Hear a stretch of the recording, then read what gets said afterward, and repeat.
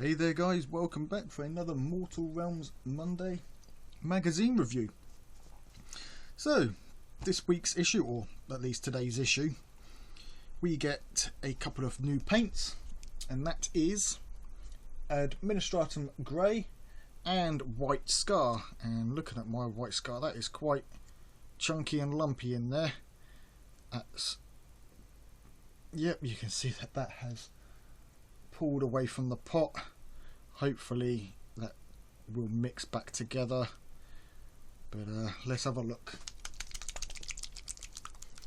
Give it a good mix, and yep, that seems to have mixed back in okay, so not too much of a worry there. Obviously I'll tell for sure once I've opened it, but as I've still got a pot of White Scar, I won't be opening this for a while, so hopefully everything's okay and it will hold, but we'll find out. So as I mentioned before, any issues that have paints will go with a following issue or a previous issue. So part of today's is issue 48, where I am painting Reignor the Grimhaler, and the link for the painting video for that and the magazine up in the corner here, and you can check those out. So 48, 49 are together this week.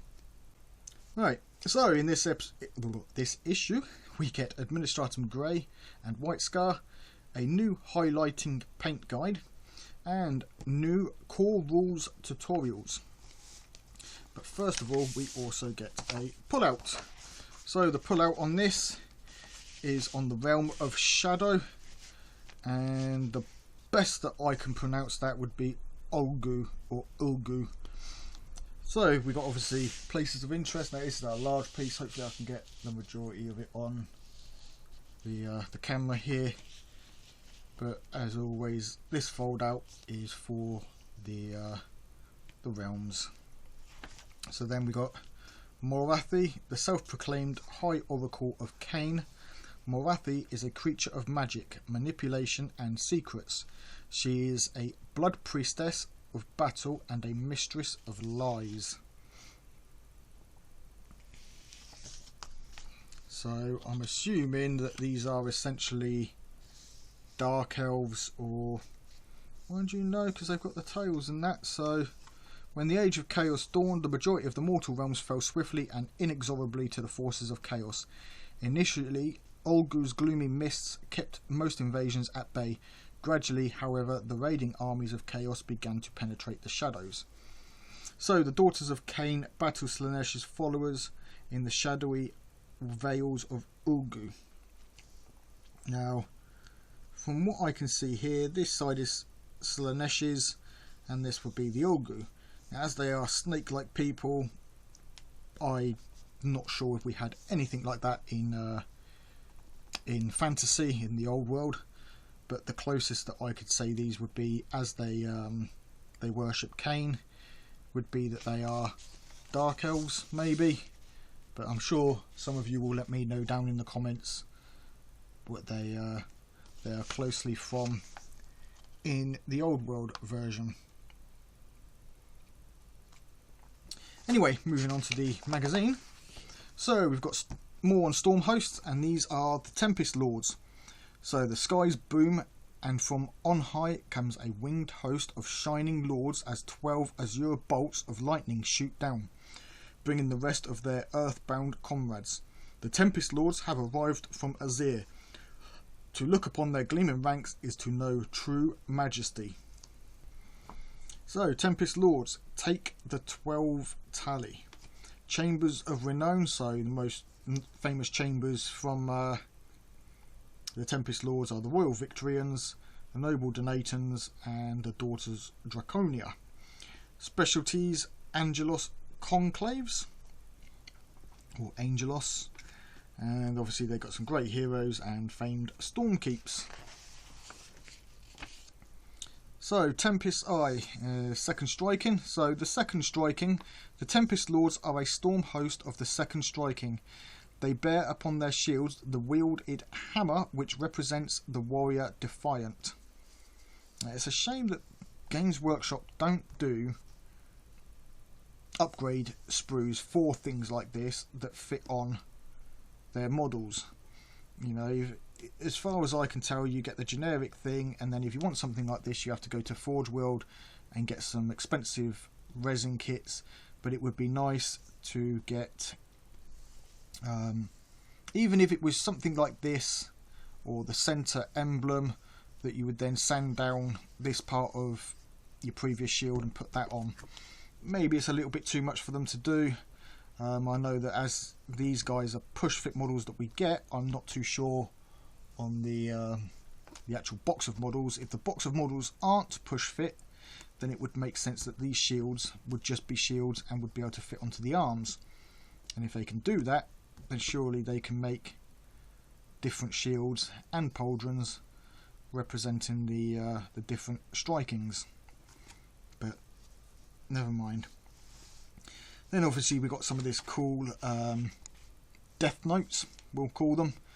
So we've got a little bit on Malignance and the Curse of Nagash, and then the Condemned and Raves. And yeah, I think we'll call that these death notes from now on. So obviously any anime fans among you will like the term death note for these. So next up, Order Seraphon, and I can't remember the name of them, but I'm pretty sure that these are the lizard guys from Fantasy. I'm not sure that they were called Seraphon, I may be wrong, but I do recognise them from Fantasy. So, the Seraphon are an ancient race from beyond the stars. Their armies combine celestial power, alien technology and primal savagery to devastating effect. Now, something about that with 40k leads me to believe that it is all tied in. Now, they say from beyond the stars, which means somehow they got to the mortal realms via some sort of space travel. And in the 40k universe, I may be wrong, but I'm sure that the old ones were lizard folk type or reptilian people. You know, the guys that the Necrontire teamed up with the Catan to fight. So the old ones, obviously in space from the stars, disappeared and got wiped out. And I am partly convinced that this is all a hint towards that. Now, I don't think Games Workshop will ever go to say, yes, the Seraphon are the old ones, but it is very linked. Obviously, we know that it was set millions of years before mankind even existed, or at least hundreds of thousands of years. So it is very possible that they are part of the old ones race. Obviously, if there has been any confirmation of that, you guys can let me know down in the comments below, or you know, any of your theories on it, whether you agree with my theory or if you think that I'm just spouting rubbish. Let me know, and we can have a discussion on it. But yeah, I am a little bit convinced that the Seraphon are the old ones. I mean, they mentioned it here, the old ones, the mysterious creators. So the old ones are the mysterious creators of the Seraphon race. They possessed a plan for all of creation. The Slan's purpose is to interpret this great plan and ensure that it is completed. So if the old ones weren't the Seraphon, they at least created them in their image. So this, with the gods, it's got to be linked. You know, this has got to be pre 40k. So this would be like negative 40k maybe. But yeah. So the Starborn are Seraphon who dwell in Azir and are charged with the realm's magic. So nope, nothing to do with the stars then. Whilst the Starborn return to their temple ships after a battle, some Seraphon have opted to settle in the mortal realms. So they do travel through space as well. So yeah, I'm pretty convinced now. maybe it's common knowledge and, you know, I'm just late to it. But yeah, there it is. So we got battles here. The Blood Gulch Stampede. So, lured by the promise of slaughter, the bloodbound pursue their Seraphon prey into the mountains of Akshi. Or Akshai. The Blood Reavers lead the assault, hoping to take Atalia's skulls before their fellow bloodbound arrive. The Seraphon are cunning foes, however, and will not be defeated easily. So they've got space travel, but they don't have laser guns. Well, not too smart for lizards, are they? Unless they believe in a fair fight. Yeah, a solar gun. That's kind of a laser gun, so maybe I spoke too early, but not quite what I was expecting. You know, I was expecting laser rifles for the main troops. I mean, they'd be unstoppable then, wouldn't they? So then we got how to paint Stormcast, highlights and details. So obviously, as we are coming towards the end of the paints now, there can't be that many to receive. Definitely not new ones. I don't think. It'll be maybe duplicates of some previous colours. The colours we're going to use the most, if you were following this guide. So now they're doing the extra techniques on highlights, edge highlighting and things like that, just to make your models stand out that little bit more. So previous guides have brought it up to completion, and now we're going in and really picking out those extra little details to get what I would call going from you know, tabletop ready to a little bit more towards parade ready. So how to paint Magic Fire. Dialogue Oxide, Quellia Green Shade, Nile Oil. Me, I'd probably do it a little bit differently. Obviously we all have our own ways, but yeah, that doesn't look too bad. Then we got highlighting White Scar continued, so obviously using it on the Azeroth wings, white hair and beards and all that kind of stuff. And then your finished models will start to look like this. And I can't see there being any more edge highlighting type stuff to do. So yeah, the models have got to be pretty much complete now. Can't be much more left for painting tutorials, but I'll probably be proven wrong. So then we got victory points tutorial. So obviously just going through how to obviously allocate points from wounds, deaths, or same kind of thing really, objective points and things like that, to tally it all up to figure out who actually wins.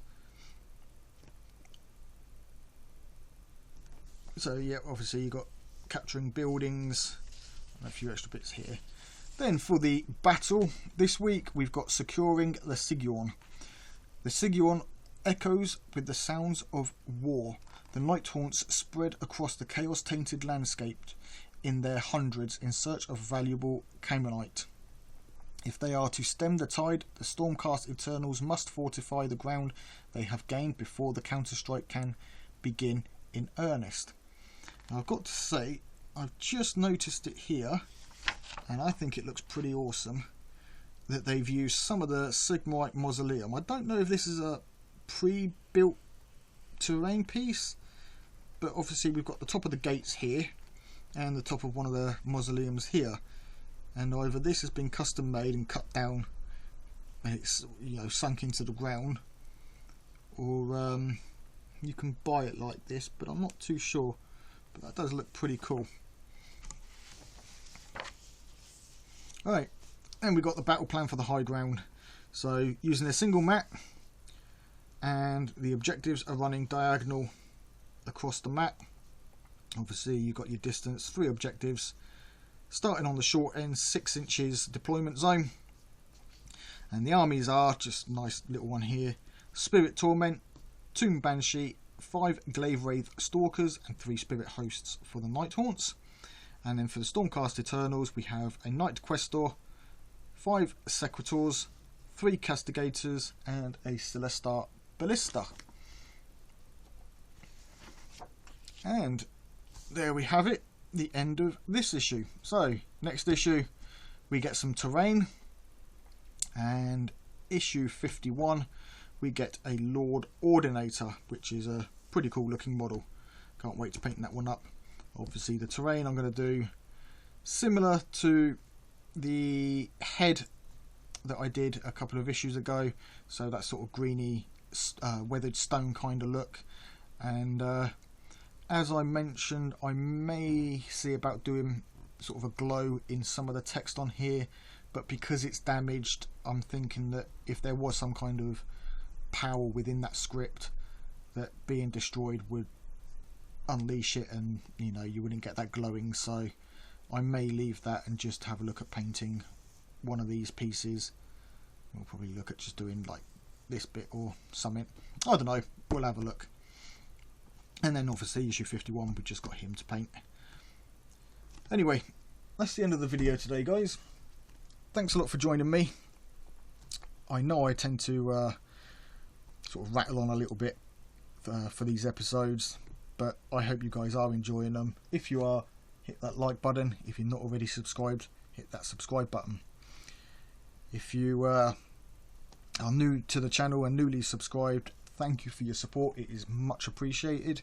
The channel is slowly growing. We are trickling along, but some growth is better than no growth. So as I'm recording this, I'm currently at 195 subscribers, so hopefully I'll hit 200 soon, and then we can aim for the next goal, or the next 100, and just take it 100 at a time. If you have any friends, or if you're on any Facebook groups, anything where you can promote the channel, then please share the channel. The channel link, obviously copy and paste the URL up in the top. Obviously any kind of promotion is always appreciated. Or share, if you like a particular video, share the URL for the video, share the video. If you'd like to support the channel a little bit more financially, which obviously any funds help go towards improving the channel, then I've got some links down below in the comments, in the description, sorry, for Patreon and things like that. So yeah, until next time, guys, thank you ever so much for joining me. Take it easy and keep painting those minis.